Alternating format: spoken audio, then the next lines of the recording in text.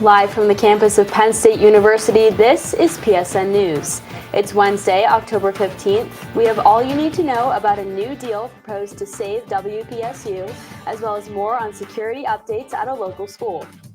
We also have the latest information on closures in the ongoing government shutdown, along with sports, entertainment, weather, and an interview. Stay tuned.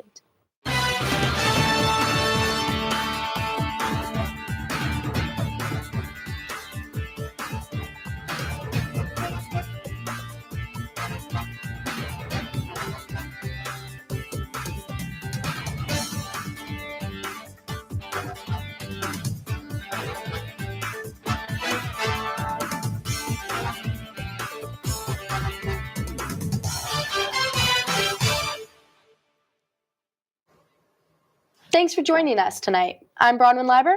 And I'm Anna Licastro. Penn State's Board of Trustees approved a proposal to sell WPSU to Philadelphia area public media provider WHYY. WPSU is Penn State's public media station, which provides both radio and TV service for Central PA.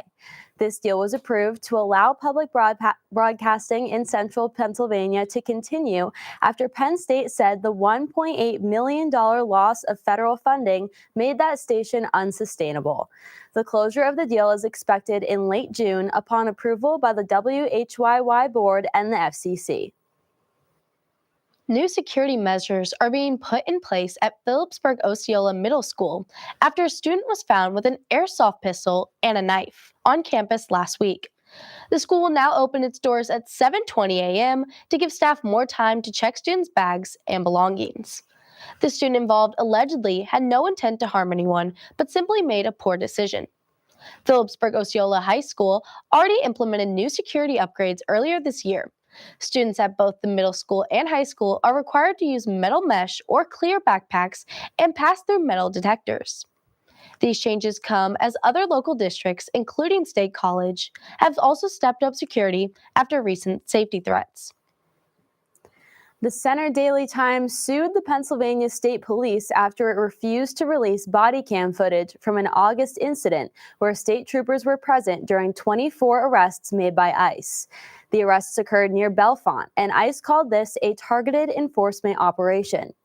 Local immigrants' rights groups say the men were arrested while traveling to work and accused the state police of helping ICE, which state policy prohibits. The CDT hopes this lawsuit will force state police to release the footage. Two people from Lycoming County are facing serious charges after a high-speed chase ended in a crash Saturday night in Bellefonte. Police say 36-year-old Robert Comfort Jr. sped off after a traffic stop, crashing into a neighborhood. He also allegedly pointed a handgun at an officer before dropping it. 40-year-old Vesta M. Jones was also found in the passenger seat. Comfort faces multiple felonies, including drug and gun charges, and was denied bail. Meanwhile, Jones is also charged and remains in jail on $25,000 of bail. Both were due in court earlier today. What kind of weather can students expect for the rest of the week?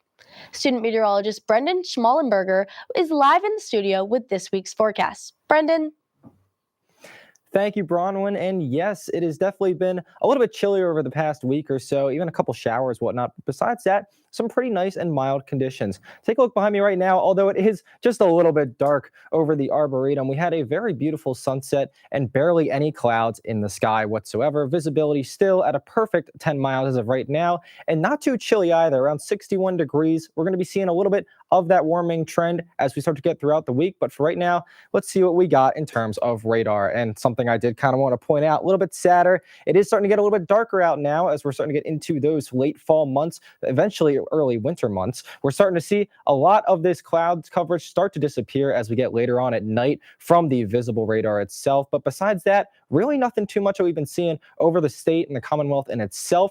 As far as temperatures go, pretty mild right now, again around 57 degrees as we're starting to get a little bit chillier, whatnot. 57 out in Pittsburgh. Along the East Coast, really not too much of a difference, just a little bit warmer or so as we're starting to see around 65 down in Philly and around 55 up in Allentown, just getting a little bit chillier as we get up near the more northeastern portions of the country.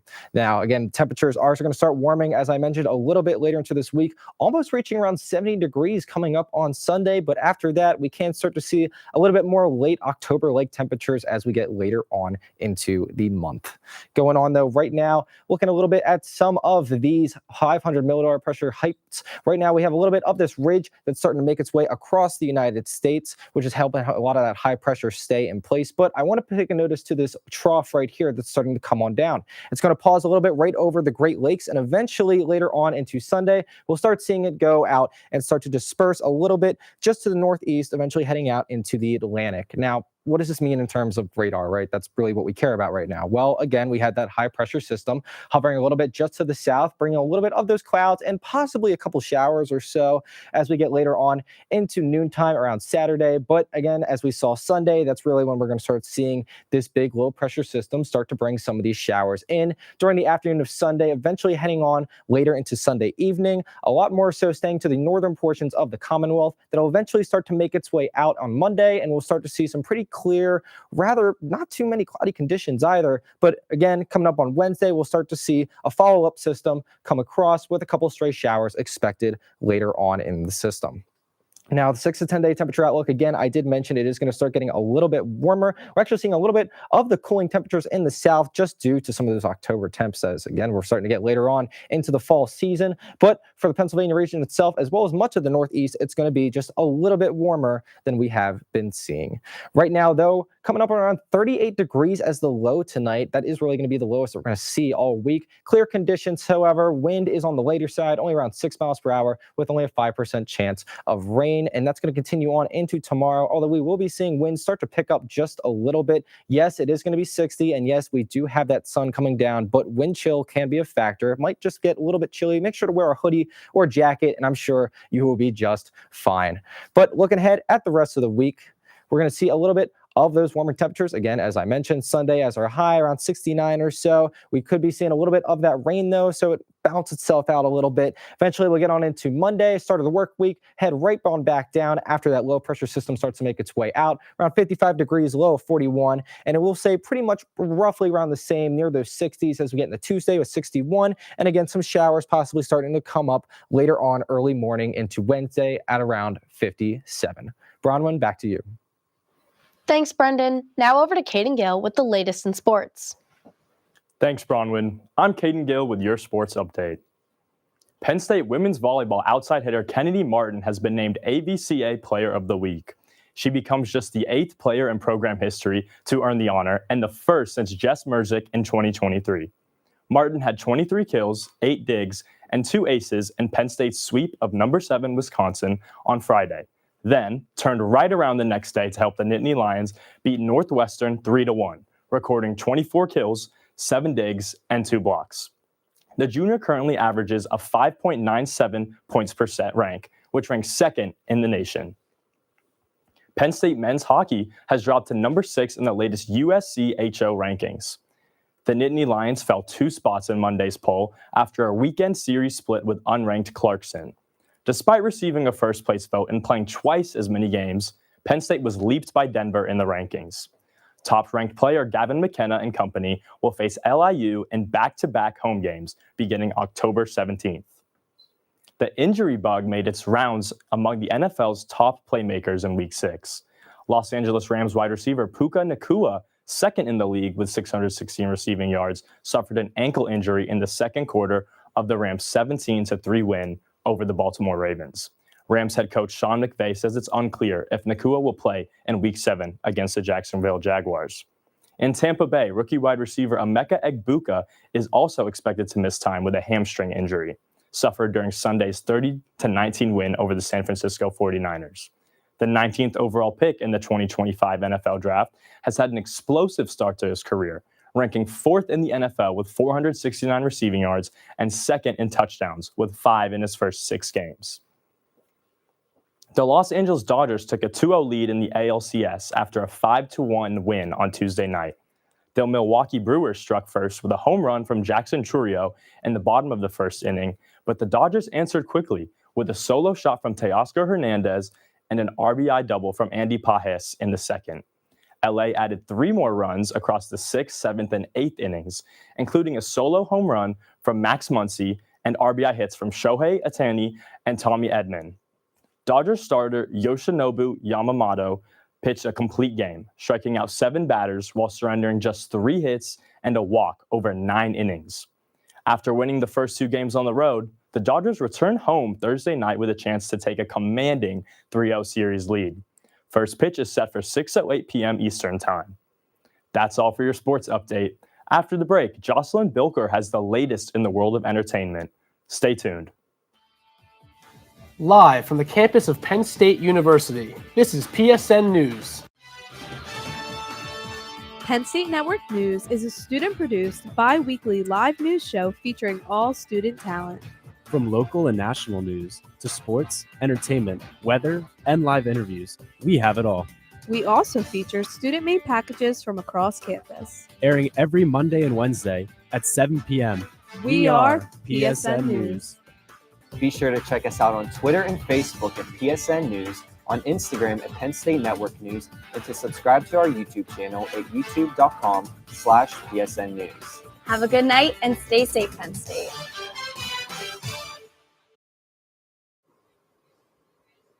Welcome to PSN News. I'm Jocelyn Bilker with your entertainment update. Fall fun is back at Pumpkin Fest 2025. Join the celebration at the Arboretum at Penn State this Friday and Saturday. The family-friendly festival features live music, food trucks, crafts, and activities for all ages, plus the fan-favorite jack-o'-lantern contest. Friday night includes pumpkin decorating, music by 91 Stitches, and the 21-plus pumpkin patch with local drinks. On Saturday, enjoy live pumpkin carvings and music from Western Range. Admission is free, and the fun runs until 9 p.m. each night. Penn State Family Weekend returns to University Park this Friday, Saturday, and Sunday. Parents and families are invited to join students for a full weekend of traditions, tours, and campus fun. On-site registration will be available starting October 17th at 1 p.m. for $40 per family. Highlights include the Nittany Lion Goose Chase Scavenger Hunt, access to campus fitness centers, and a chance to support the Lions Pantry with food and toiletry donations. Most events are first come, first served, and a family weekend lanyard is required for entry. Family Weekend brings loved ones to campus in person, but mail can help students stay connected with family and friends all year round. Reporter Ryan Gerstenzang takes a look at how Penn State's mailing services work. Thanks, Jocelyn. I had the opportunity to learn more about the mail services accessible for Penn State students. Ever wonder how your package gets to you? Let's take a look. Mail is a vital part of people's everyday lives, and it's critical that Penn State students living on campus can get letters, packages, and other deliveries to them efficiently. Thousands of packages are delivered every day to the various common desks across Penn State, like the one in West behind me. It is a constant 24/7, 365 days a year effort to give the residents of Penn State the packages that are delivered for them. First, packages are delivered by a carrier such as the United States Postal Service, UPS, FedEx, or Amazon. A Commons Desk employee then verifies the name and room number on the package and attaches it to a student's e-living account, which then sends an automated email to notify you that a package needs to be picked up. At the helm of making sure this process goes smoothly are Commons Desk managers like Vivek Patel. I think the main reason why I like working here is because I'm an extrovert person, and this gives me an opportunity to talk to a lot of different people over the course of my shift. And at the same time, I also feel being involved in the community because I can help students get their packages. Most Commons desks receive around 300 to 500 pieces of mail per day, but at the busiest one, Finley, in the East Housing area, they can receive upwards of 1,000 pieces of mail per day. Students across campus are grateful for the hard work of the Commons Desk employees. I can come and get my package anytime. Right now it's almost 10:30 and I'm coming to get my package. I like how it doesn't even take that long for it to clear through. I got my package came in earlier this morning and I already got the notification that it's here and ready. So I feel like it's efficient. For students looking to mail letters or packages, there's a United States Post Office situated right in the heart of campus next to the hub. They offer boxes, letters, and mailing supplies along with staff members to assist the mailing process. For Penn State Network News, I'm Ryan Gerstenzang. Whether you're receiving a package or mailing a family member a birthday card, University Park is fully equipped to fulfill your shipping needs. Let's mail it back to you, Jocelyn.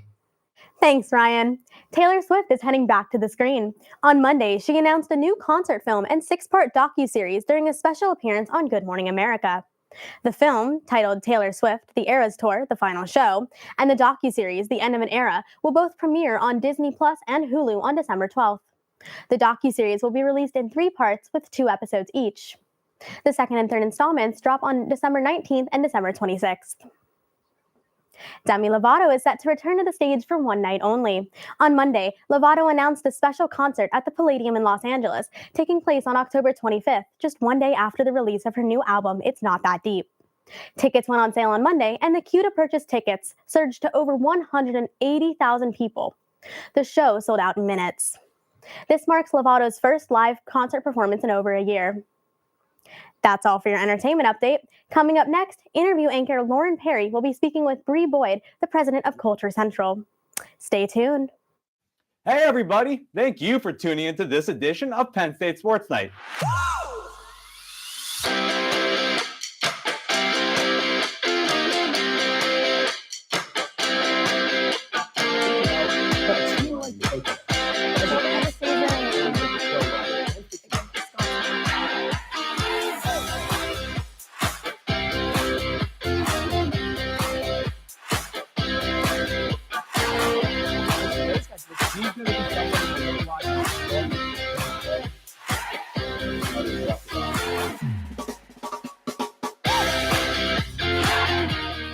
For all of us here at the Belisari Media Center, we are Penn State Sports Night.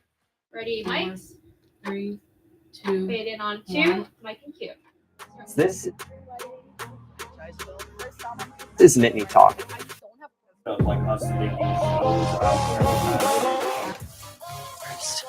I would say spring. Slow down. And he knew that. How do you say I know. She continues to hold her values and everything though. And I think that that's really important. So yeah, self-care Saturday. And you lose a lot of sleep. Yes, agreed. Yeah.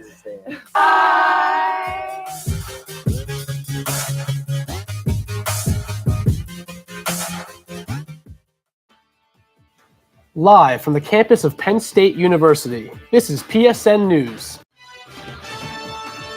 Penn State Network News is a student-produced, bi-weekly live news show featuring all student talent. From local and national news to sports, entertainment, weather, and live interviews, we have it all. We also feature student-made packages from across campus. Airing every Monday and Wednesday at 7 p.m. We are PSN News. Be sure to check us out on Twitter and Facebook at PSN News, on Instagram at Penn State Network News, and to subscribe to our YouTube channel at youtube.com/PSN News. Have a good night and stay safe, Penn State. Hey everyone, welcome to Culture Central. My name is Jaden Stewart. What's good, everybody? My name is Eric Pichardo, and we are your hosts, creators, and executive producers of Culture Central.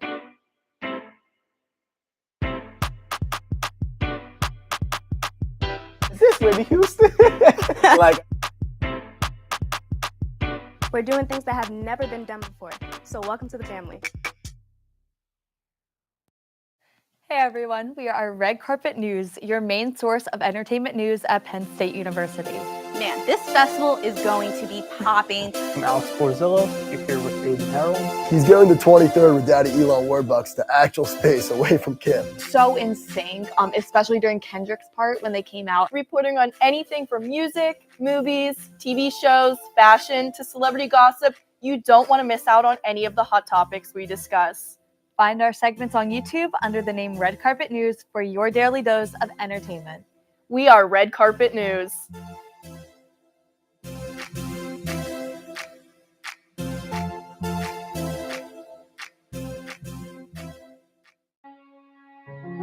If you don't include human beings, you cannot accurately model the way the climate has changed over the last 50 years. And I don't know that we're ever going to be free of some sort of bug. A natural state of motion for something to be in is to remain in its current state of motion. been lucky enough to discover various things out there. Pulsars, exoplanets, and some other phenomena that ended up being interesting. Hi, I'm Johnson Gary with Asking Penn State. Of Asking Penn State, Asking Penn State. Asking Penn State. Asking Penn State. Welcome back to Asking Penn State.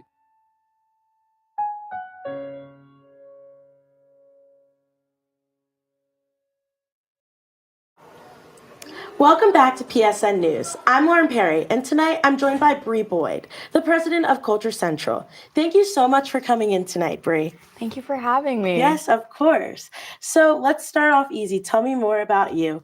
What's your major and what year are you? I'm a second-year public relations major with a certificate in sports administration. Oh, wow. You're currently the president of Culture Central. How did your journey start with the club? And tell us more about what Culture Central is.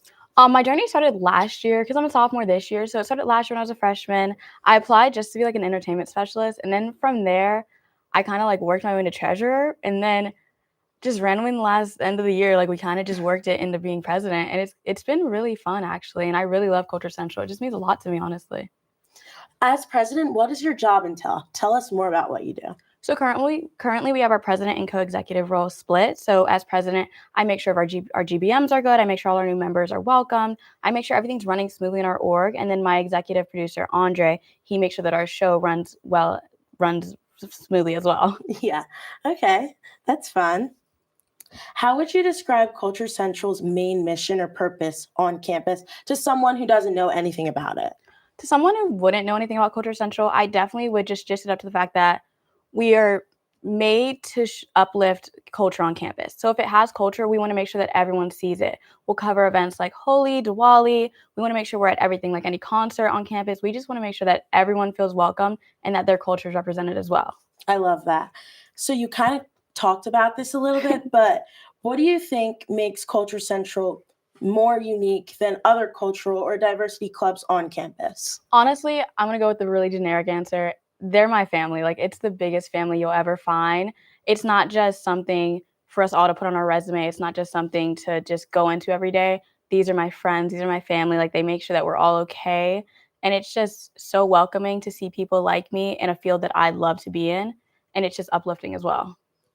Lastly, I wanted to ask, what's the most rewarding part? You kind of talked about that, how it's a family, but to you, out of your whole experience, what has been the most rewarding part so far? Most rewarding, I would say just going to all the events. Like, I really enjoy going to a lot of events and learning about different cultures that aren't just mine. Like Indigenous Peoples Day, we got to do some stuff with that. The PRCC pep rally, like I just love seeing all the cultures come together and just learning so much about everything. What does a normal show look like? Like, what segments do you guys have on the show? A normal show, honestly, we're so diverse in the fact that it's like there's nothing normal, but normally you'll see sports. We at least always cover some kind of sport. We have our main show, What's the Word? So that's where we'll cover like main topics going on. Sometimes we have like cultural reports where we'll talk about like current news going on. I know we'll just have like random segments. Like I know last year I did like a makeup influencer segment, or some people, we did a breast cancer awareness segment. Sometimes we'll talk about like soccer. Like it's just off the wall, literally whatever our specialists want to cover, we want to make sure that that's seen and heard. Do you have a favorite episode that you guys have done? Yes, and I'm on it. It's our Grammy prediction segment. That was our most viewed video last year. I really love that. I did that with Gigi Jones and Abigail Shashute. That was a really good segment, and I love talking about new music. Were your Grammy predictions correct? Looking back, I think they were really biased. Like, I think at the time, I just wanted Ariana to win everything. And, you know, like, one day we'll get what I want. But they were close enough. They were close enough. So this is the last thing I'm going to ask you. Do you have any future goals for Culture Central and hope to achieve anything specific? Especially since Culture Central is so new and I'm newer stepping into the role. And I obviously don't know the people who started it as well as, like, our older members would. I just want it to thrive in the best way possible. I want all our members to walk away with it with everything they need, and they feel very like fulfilled that they found something that helped them with their career, helped them establish like being on camera. Like we have a lot of our members, like they've never been on camera, but it's something like they really want to do. I just want them to feel like they gained something from it. Yes, I love that a lot. Well, thank you so much again for joining us and telling us more about what Culture Central is and how it brings culture onto campus. Now, stick around because coming up next, Anna and Bronwyn will have the latest news from across the nation. Ready, Mike? 3, 2. Fade in on 2. Mike and Q. This isn't it me talk.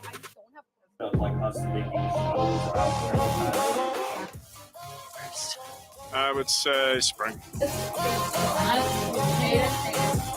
Close down. I know. She like continues to hold her values and everything though. And I think that that's really important. So yeah, self-care Saturday. And you lose a lot of sleep. Yes, agreed. Yeah.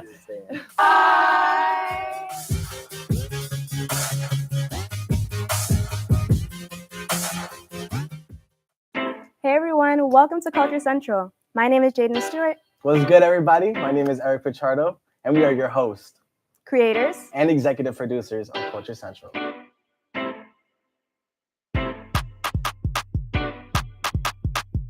Is this Whitney Houston? We're doing things that have never been done before, so welcome to the family. If you don't include human beings, you cannot accurately model the way the climate has changed over the last 50 years. And I don't know that we're ever going to be free of some sort of bug. The natural state of motion for something to be in is to remain in its current state of motion. Been lucky enough to discover various things out there. Pulsars, exoplanets, and some other phenomena that ended up being interesting. Hi, I'm Johnson Gary with Asking Penn State. Of Asking Penn State, Asking Penn State. Asking Penn State. Asking Penn State. Welcome back to Asking Penn State.